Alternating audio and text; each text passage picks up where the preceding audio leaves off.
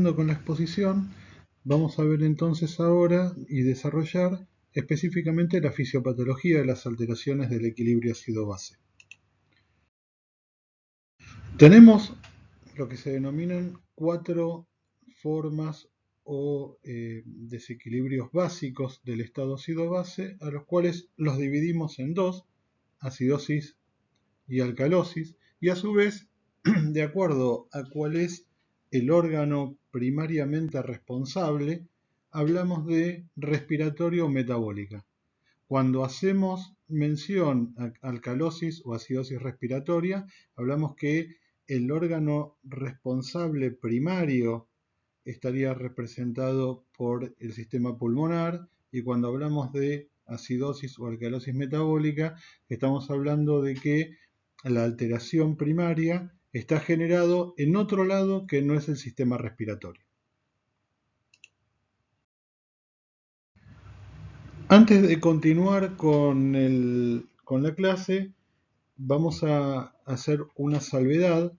Es importante entender que esta forma en la cual vamos a encarar la aproximación y la fisiopatología de los desequilibrios ácido-base está basada en un modelo de el comportamiento del estado ácido-base que está desarrollado desde la ecuación de Henderson-Hasselbalch que estuvimos viendo en la charla anterior.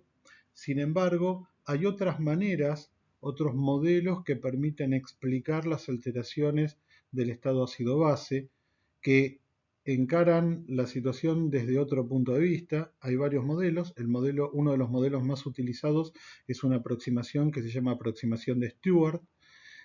Esta aproximación está centrada fundamentalmente en el balance electroquímico de los iones fuertes y iones débiles, que ha tenido algún punto de mayor grado de fama hace unos años atrás. Sin embargo, ahora no se utiliza tanto, lo utilizan en algunas terapias intensivas. Es importante considerar que esto que estamos viendo, como todo modelo, intenta explicar un fenómeno a través de una forma teórica y que sirve para explicar este fenómeno, pero que hay algunas cosas que no puede terminar de explicar. Esto vale para esta aproximación, a la que llamamos aproximación estándar o aproximación de Henderson-Hasselbalch, o también vale lo mismo para la aproximación de Stewart. Hago mención a esto porque es una forma de ver el ácido base que en algún momento puede cobrar alguna relevancia porque tiene algunas ventajas, especialmente en la forma de cálculo electroquímico, y que en algún momento puede ser utilizado, y es importante que ustedes sepan que existen algunas otras explicaciones.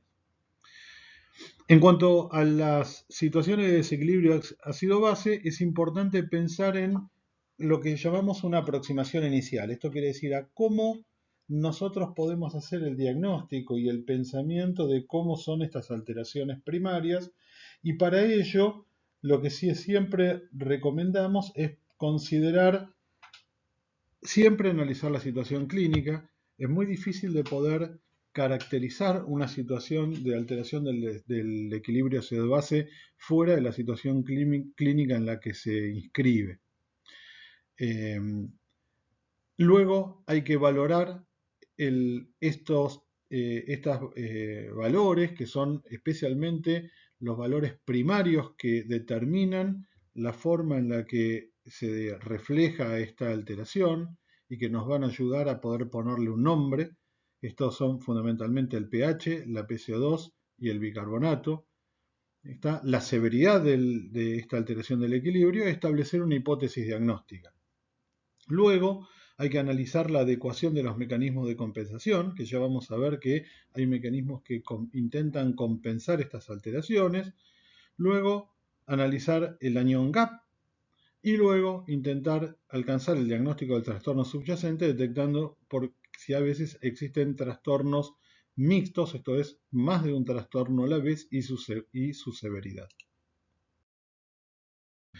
Antes de empezar a hablar de los trastornos, deberíamos ver cómo hacemos el diagnóstico, y para ello es muy importante considerar la analítica, y esto es especialmente los gases arteriales. Los gases arteriales se obtienen a través de una muestra de sangre arterial, habitualmente la punción de alguna arteria. Por lo general es la arteria radial la que se punza, sin embargo pueden punzarse otras arterias. Las arterias grandes, por ejemplo la arteria femoral, se puede punzar también, sin embargo trata de ser no recomendable fundamentalmente por los riesgos de complicaciones que esto puede generar. La obtención de la sangre arterial es importante procesarla rápidamente, fundamentalmente porque los elementos formes de la sangre pueden consumir oxígeno o generar a través de su metabolismo ácidos y por lo tanto alterar las mediciones. Esto cobra mucha relevancia cuando el recuento celular, especialmente de glóbulos blancos, se torna muy importante, por ejemplo en las leucemias. El aparato que mide gases arteriales fundamentalmente mide tres cosas, que las vemos acá, que son el pH, la PCO2 y la PO2. El resto de las determinaciones, fundamentalmente el bicarbonato y otras determinaciones como por ejemplo la saturación de oxígeno, son lo que se llaman magnitudes derivadas y que son calculadas por el aparato en base a una curva de disociación de oxígeno ideal. Así que por lo tanto, estas no son realmente mediciones, sino que son derivadas de las mediciones iniciales que hace el aparato. Esto son los valores normales o los valores que se consideran normales, para tener alguna idea. Y es importante esto que les decía de recordar de la saturación de oxígeno, fundamentalmente, si bien no es lo que estamos hablando ahora del trastorno del ácido base, pero es importante para considerarlo porque esta es una magnitud derivada y no es una medición real. Si uno quiere hacer una determinación de la saturación de oxígeno de la hemoglobina, lo tiene que hacer a través de un estudio especial que se llama cooximetría de sangre arterial, que se puede hacer sobre la misma muestra, pero que no es lo mismo. Y hago esta mención porque muchas veces se confunde esta magnitud y se piensa que esta es la saturación real medida en la sangre arterial de los pacientes.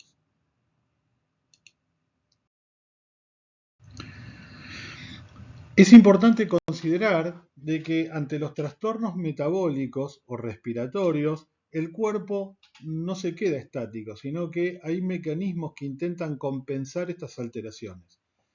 Se puede predecir el grado de compensación que trata de hacer el organismo. Por ejemplo, en un intento de mantener la PCO2, de mantener el pH normal, cuando existe acidosis metabólica, se estimula el centro respiratorio y por lo tanto la PCO2 intenta descender 1,2 milímetros de mercurio por cada miliequivalente en el que desciende el bicarbonato.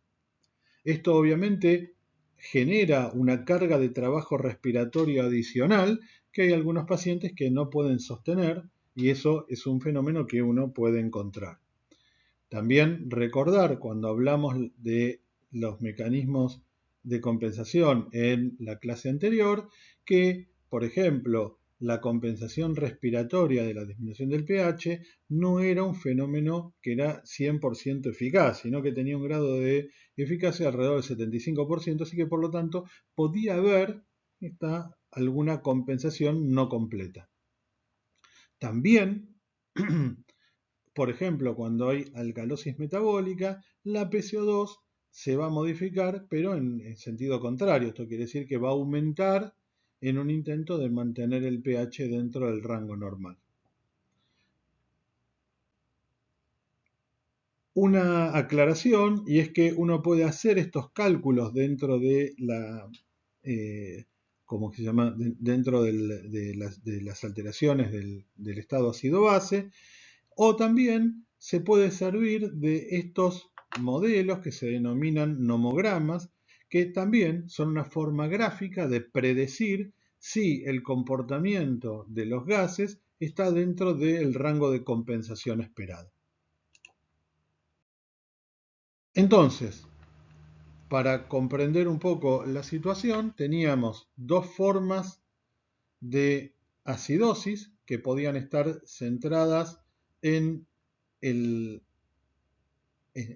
algo que no era el aparato respiratorio o en algo que era el aparato respiratorio, y dos formas de alcalosis que podía estar centrada en el aparato respiratorio o fuera del aparato respiratorio, y vamos a intentar pensar cuáles las alteraciones iniciales y las respuestas esperables en estos casos. Por ejemplo, en el caso de la acidosis metabólica, la alteración primaria inicial que yo voy a ver es que disminuya el bicarbonato, porque al haber mayor oferta de protones, el bicarbonato presente se va a ir hacia ácido carbónico.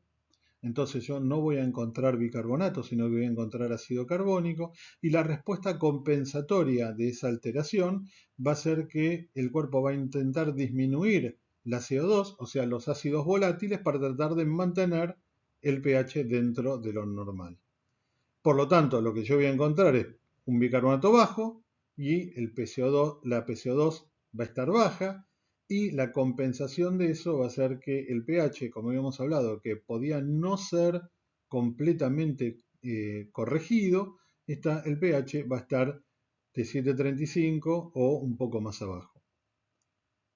Si hablamos de la acidosis respiratoria, para quedarnos en el rango de las acidosis, la contrapartida de esto es que, como la acidosis proviene a punto de partida de la respiración, lo que va a aumentar es la PCO2. La PCO2 va a aumentar, y entonces el riñón, como respuesta a eso, va a intentar generar más bicarbonato. ¿Sí? Esto lo que va a ocurrir es que el bicarbonato va a estar alto, la PCO2 va a estar alta y el pH va a estar bajo. Se hace la diferenciación entre aguda y crónica, fundamentalmente porque el riñón, a medida que pasa el tiempo, habitualmente 48, 72 horas, va a ir generando cada vez más bicarbonato y va siendo más eficiente en la generación de bicarbonato. Por lo tanto, no va a ser exactamente lo mismo la respuesta en agudo dentro de las primeras 24 horas, así en forma crónica uno le da tiempo al riñón. Como contrapartida de las dos cosas que vimos, la alcalosis metabólica, el comportamiento va a ser lo contrario a la acidosis metabólica. Si en la acidosis metabólica disminuía el bicarbonato, en la alcalosis metabólica aumenta el bicarbonato. ¿Está? Y la respuesta compensatoria sería que aumente la PCO2 para tratar de mantener el pH dentro de lo normal. De la misma manera, en la alcalosis respiratoria, si en la acidosis aumentaba la PCO2, en la alcalosis respiratoria disminuye la PCO2, y por lo tanto la respuesta esperada del riñón es que disminuya el bicarbonato en un intento de mantener la PCO2. Muy bien, específicamente hablando de cada una de las etiologías, vamos a dar algunas cosas someras de esto. La acidosis metabólica, en la etiología tenemos tres maneras de mirar lo mismo. Uno puede utilizar la manera en la que más a uno le convenga o que uno lo pueda entender mejor. Recordar que la acidosis metabólica, lo que yo voy a encontrar es una reducción de la concentración de bicarbonato, generalmente con pH bajo. Habíamos hablado anteriormente de eso, que el cuerpo intenta compensar y que inclusive a veces uno puede tener más de un factor que esté coexistiendo, y por lo tanto eso puede traer modificaciones adicionales del pH. Así que por lo tanto, en la etiología de la acidosis metabólica uno puede pensarlo desde el punto de vista de los mecanismos de producción, puede pensarlo como causas tóxicas o no tóxicas, o puede pensarlo parándose en esto que denominamos anion gap, que ahora vamos a hablar con un poco más de detalle. En cuanto a los mecanismos de producción, a la forma de pensarlo como mecanismo de producción, es quizás una forma más intuitiva, porque digamos, en definitiva yo puedo pensar que el bicarbonato disminuye porque yo perdí bicarbonato de alguna manera. Puedo pensar que el bicarbonato disminuyó porque gané protones, no porque perdí bicarbonato, sino porque gané protones.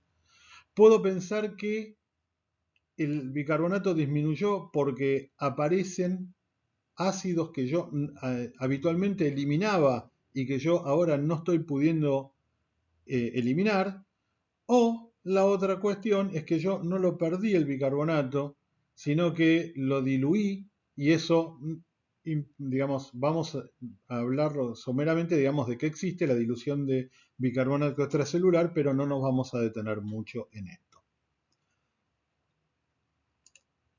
También podemos pensarlo en formas tóxicas o no tóxicas. Esto quiere decir que haya la incorporación de ácidos de alguna otra manera. Todo este listado son fármacos o sustancias que en la incorporación pueden terminar siendo tóxicas con generaciones de ácido, como ácidos propios, o en otras patologías en la cual hay una producción de ácidos orgánicos que también pueden generar la acidosis. O puedo dividirlo a través de esta categorización a la que denominamos anion gap, que ahora vamos a hablar un segundito para tratar de entender por qué es importante, porque es una manera muy categórica y muy útil y muy utilizada de caracterizar las acidosis metabólicas. Vamos a hacer mención especialmente a dos formas de acidosis por la relevancia clínica y por la frecuencia. La primera es la acidosis láctica. La acidosis láctica es la acidosis generada por la acumulación de ácido láctico, mal llamada por acumulación de ácido láctico, porque en realidad es muy poco probable que el ácido láctico en sí, que es un ácido débil, sea el responsable en definitiva de la alteración metabólica. El ácido láctico probablemente sea un epifenómeno, es un ácido débil que se forma en la misma proporción que se generan los protones, que en definitiva provocan la acidosis. Por lo general, hablamos de que es importante fundamentalmente por el hecho de que es un marcador de hipoperfusión tisular.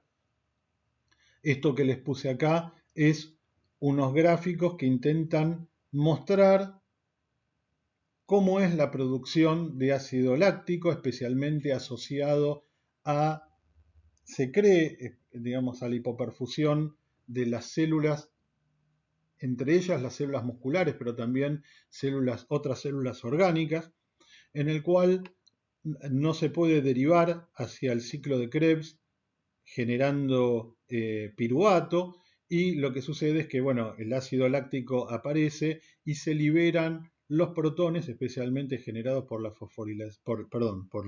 el consumo de ATP, que no pueden ser regenerados en la mitocondria, y eso genera una liberación muy importante de protones, y eso es lo que se cree que es el responsable de la acidosis láctica. De alguna manera, en otras palabras, el lactato es un marcador de la hipoperfusión tisular, pero no es en sí el responsable de la acidosis. La forma de acidosis a la cual nos vamos a referir también por la importancia es la famosa cetoacidosis diabética, que esto sí está generado por la presencia de cetoácidos, que son productos de degradación de los ácidos grasos, ante la imposibilidad de la utilización de la glucosa dentro de los músculos y los otros órganos que responden a la presencia de insulina debido a la disminución o la ausencia de insulina que ocurre en los pacientes con diabetes tipo 1. Hago mención a estas dos formas de acidosis porque son acidosis muy importantes desde el punto de vista clínico. Vamos a detenernos un rato en explicar este concepto importante al que denominamos anion gap o hiato aniónico. Es un concepto importante porque tiene un correlato fisiopatológico y tiene un correlato también práctico porque se utiliza muchísimo para poder caracterizar la etiología de las acidosis metabólicas. Consideremos lo siguiente: el plasma, que es electroneutro, quiere decir que tiene una cantidad igual de cationes que de aniones. Desde el punto de vista práctico, nosotros no podemos medir todos los cationes y todos los aniones en el plasma, Así que por lo tanto nos contentamos habitualmente por medir los que son más fáciles de medir y los que están más presentes. Dentro de los cationes, fundamentalmente, el más frecuente, el más importante, es el sodio, y de los aniones, el más frecuente es el cloro y el bicarbonato. Dado que, como muestra acá la ecuación, las cargas positivas más el sodio deberían ser iguales a las cargas negativas, ¿está? Esto quiere decir que hay algunos aniones de este lado de la ecuación que no estamos midiendo. Esta diferencia entre el sodio, entre las cargas positivas y las cargas negativas, habitualmente es un número positivo. Esto quiere decir que hay más cantidad de sodio que la suma de cloro y bicarbonato, y este valor habitualmente es un número positivo alrededor de 12. El anión gap, por lo tanto, lo que nos está diciendo es una cantidad de aniones que no medimos habitualmente, pero que sabemos que están presentes. ¿Cuán presentes están? Y bueno, 12 equivalentes por litro de diferencia entre los dos van a estar presentes siempre en el bicarbonato, en el plasma, perdón. Si nosotros consideramos de que el bicarbonato en la acidosis metabólica disminuye y que el plasma va a continuar siendo electroneutro, esto quiere decir, digamos, que si disminuye el bicarbonato pueden pasar dos cosas. O que disminuya el bicarbonato y el cloro quede exactamente igual, o que disminuya el bicarbonato y el cloro aumente en la misma medida. Si disminuye el bicarbonato y el cloro aumenta en esta medida, este término no cambia y por lo tanto el anión gap queda exactamente igual. A ese tipo de acidosis en el cual disminuye el bicarbonato y el cloro aumenta en igual medida, las denominamos acidosis metabólicas con anión gap normal o acidosis hiperclorémicas. Esto es importante porque nos dice que el resto de los aniones no sufrió modificaciones. Sin embargo, si la acidosis metabólica se genera porque disminuye el bicarbonato, pero el cloro queda igual, entonces este término va a ser más chico, y si este término es más chico, la diferencia va a ser más grande. Así que por lo tanto nos va a estar contando esta ecuación que ha aumentado la cantidad de este anión no medido, al que denominamos anión gap. Así que por lo tanto me va a estar avisando de que hay algún anión, algún ácido presente que yo no estoy pudiendo detectar. Esto es importante por lo que estuvimos viendo en las diapositivas pasadas, porque bueno, fundamentalmente dos de los diagnósticos más importantes que yo voy a tener que pensar, especialmente por su frecuencia, es la presencia de alguno de estas alteraciones. Acidosis láctica, cetoacidosis o, como habíamos visto en la diapositiva anterior todavía, algún otro tóxico que pueda estar generando acidosis. Como representación gráfica, ¿se acuerdan de lo que habíamos hablado? ¿Sí? La electroneutralidad genera que las cargas positivas sean iguales a las cargas negativas. La columna verde muestra la suma del cloro y el bicarbonato, y entonces lo que muestra esto sería nuestro anión gap. Ahora bien, si disminuyó el bicarbonato y el cloro quedó exactamente igual, quiere decir que para mantener la electroneutralidad, de alguna manera, el anión gap, esta brecha de aniones que estaba presente, tiene que haber aumentado. Y si en este caso el bicarbonato disminuyó, pero el cloro, digamos, aumentó en la misma proporción, quiere decir, por lo tanto, que el total de aniones de ese lado de la ecuación no varió, así que por lo tanto el anión gap no varió tampoco. Entonces, como resumen, ¿sí? Nuestra situación de equilibrio se ve afectada porque disminuye el bicarbonato, sea por la causa que estuvimos hablando, y por lo tanto los mecanismos compensadores es que el pulmón va a intentar eliminar el ácido carbónico a través de CO2 para tratar de compensar ese mecanismo. Dentro de las manifestaciones clínicas hay un montón, esto solo a modo de recordatorio.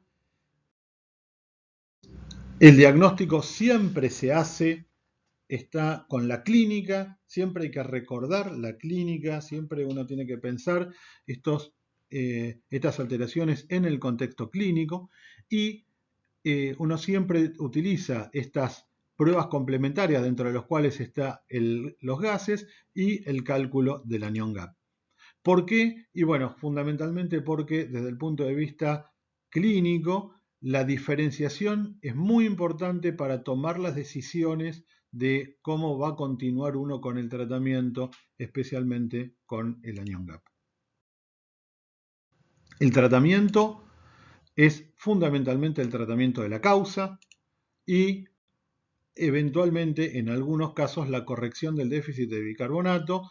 Sin embargo, esto va más allá del objetivo de la charla que estoy hablando ahora. Como segundo alteración, la alcalosis metabólica, recordar que es un aumento del bicarbonato generalmente con pH alto. Esto hay dos condiciones importantes, lo que se llama un proceso generador y un proceso de mantenimiento. Pensar que el aumento del bicarbonato puede estar relacionado a que yo incorporo bicarbonato, ¿sí? O que yo pierdo protones. En los lugares donde se pueden perder protones, fundamentalmente en el organismo, es en el tubo digestivo, especialmente a través de vómitos o la colocación de una sonda nasogástrica. Eso puede provocar pérdida de ácido clorhídrico que no es compensado con pérdida de bicarbonato y por lo tanto favorece o genera la aparición de, ¿cómo se llama?, de alcalosis metabólica.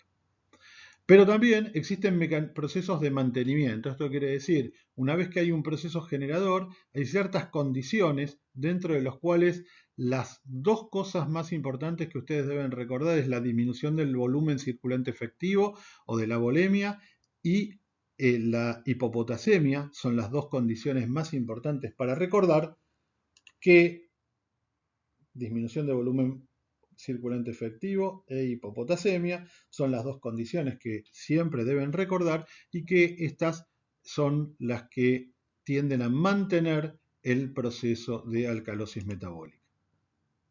Por eso, las causas más frecuentes son causas que provoquen depresión del volumen vascular, que provoquen hipocalemia y que tiendan a perder protones.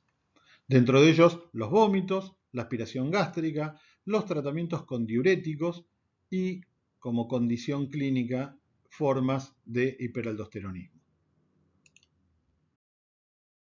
Solo a modo de recordar, dentro de la fisiopatología, ¿se acuerdan que en el túbulo contorneado distal existe estas células que se llaman células principales que tienen un canal, este canal que permite la reabsorción de sodio? Esta genera que la reabsorción ávida de sodio provoca electronegatividad del lumen y por lo tanto la electronegatividad favorece la absorción de cloro y la eliminación de potasio o protones en el caso de que haya hipocalemia. Así que por lo tanto este fenómeno explica por qué la depresión de volumen vascular, que genera un aumento de la absorción distal de sodio, favorece que se pierda potasio, que se pierdan protones si hay hipocalemia y que haya una reabsorción importante de cloro.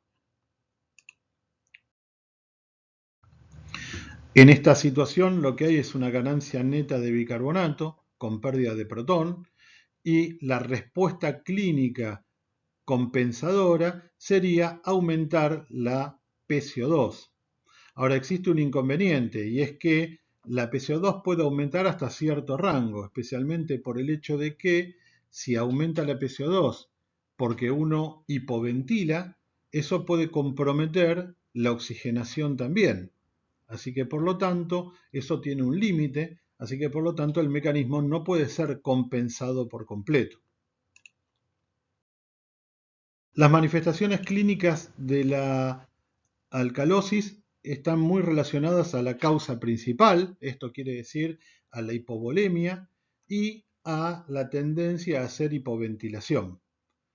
No nos vamos a detener mucho en esto, pero es importante que el diagnóstico está relacionado especialmente al contexto clínico de lo que estuvimos hablando, especialmente buscar a ver si los pacientes han estado con vómitos o si utilizan diuréticos, a buscar signos de deshidratación. Obviamente uno siempre tiene que hacer la determinación de gases arteriales y se acuerdan que habíamos visto que había una reabsorción importante de cloro en la orina.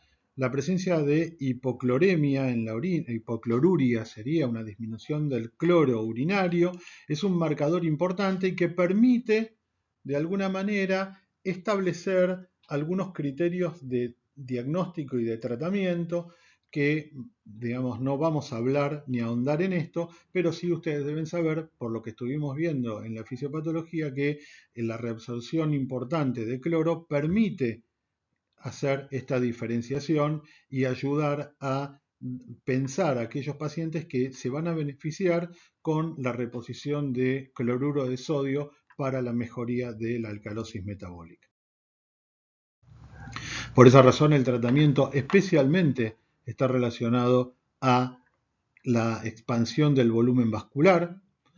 En estas se denominan como alcalosis clorosensibles y son las que responden a la expansión de volumen. Existen también las que son clororesistentes que requieren otro tipo de tratamiento. En cuanto a la acidosis respiratoria, la etiología es fundamentalmente el aumento de la CO2, generalmente con un pH bajo, y que todas están relacionadas a alguna forma o alguna alteración que tienda a impedir que el sistema pulmonar pueda eliminar en forma adecuada los ácidos volátiles.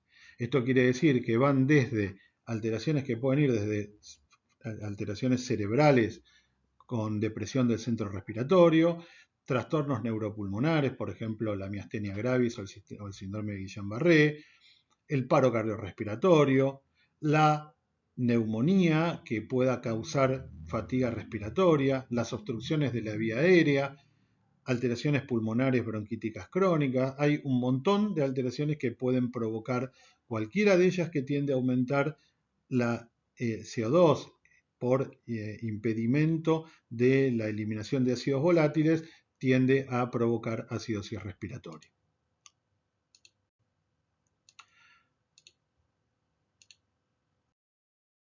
La situación, por lo general, es esta de equilibrio que estábamos hablando y fisiopatológicamente tenemos un aumento del ácido carbónico por imposibilidad de poder eliminar la CO2 y esto nos provoca, por lo tanto, la acidosis y el mecanismo compensador que uno puede ver con el tiempo es el aumento del bicarbonato, que puede aumentar en forma aguda, en forma no muy importante y en forma crónica cuando el riñón va generando mecanismos de generación de bicarbonato, que tarda para ello entre 3 a 4 días. A partir de ese momento uno puede ver un incremento muy importante del bicarbonato. La verdad es que las manifestaciones clínicas, si se desarrollan con lentitud, pueden no tener una clínica específica, la verdad es que es muy difícil. Sí es importante recordar que cuando la PCO2 está por arriba de 70 puede tener complicaciones neurológicas importantes, hipersomnia, confusión, cefalea, asterixis, que esos son alteraciones puntuales del control del tono muscular, convulsiones, etc. El diagnóstico sigue siendo el mismo, nunca uno debe olvidarse de la historia clínica, esto quiere decir que debe inscribir lo que uno encuentra en el contexto clínico del paciente, los gases, vamos a encontrar la PCO2 elevada y puede haber necesidad de otras pruebas, fundamentalmente de pruebas de la función respiratoria que nos pueden ayudar a tomar decisiones. Porque la decisión, por lo general, está muy relacionado a dar un soporte ventilatorio al paciente. Esto quiere decir, de alguna manera, nosotros generamos o mejoramos la alteración del estado ácido-base haciendo el trabajo de eliminación de ácido volátil que el pulmón no está pudiendo, o si el sistema respiratorio no está pudiendo hacer. En cuanto a la alcalosis respiratoria, recordar que es la disminución de la PCO2. Generalmente esto ocurre con el pH alto.